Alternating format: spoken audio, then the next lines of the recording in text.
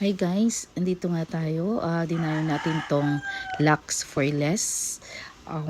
Instead of going to Ongpin, which is sobrang layo from Cainta, we decided to visit their second branch na ito nga, ang Lux for Less located in Antipolo City.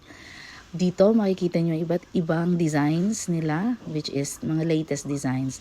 Now, nandito kami just to inquire at yun nga, hindi napigilan natin ang ating mga sarili at napabili tayo dagdag sa ating mga gold investments.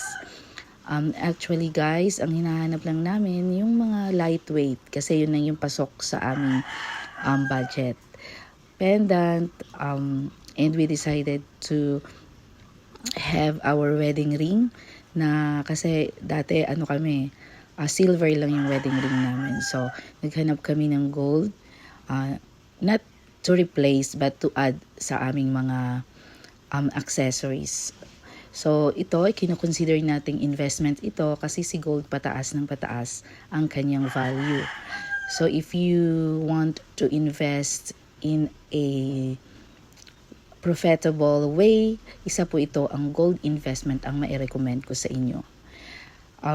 Ayan, naghanap tayo ng earrings and may nakita naman tayong pasok sa budget natin kasi wala akong masyadong gold na earrings, iilan lang. Then ayan, nakapili na rin tayo. So bali, 3 items yung nabili namin. Isang pair of earrings and isang pair of wedding ring. So ayan, babayad na tayo.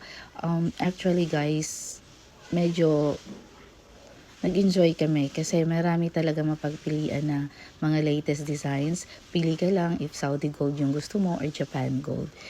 For now, Saudi gold yung pinili namin. 18 karat, yun ang napili namin. Good investment talaga ang gold guys. I remember when I bought my first gold, nasa 1,000 plus lang yung per gram. Now, nasa 5,000 plus na yung per gram. See, ang laki ng difference. So, it is a good investment. You can keep it or wear it. So, nasa sayo yan how you carry your gold. So, pwede mo namang iwan or itago lang. So, yung pera mo, hindi natutulog. And meron din silang mga high-end brand na perfumes kagaya ng Gucci, Chanel, at iba pa. Another thing na makikita mo sa store nila, meron din silang mga luxury watch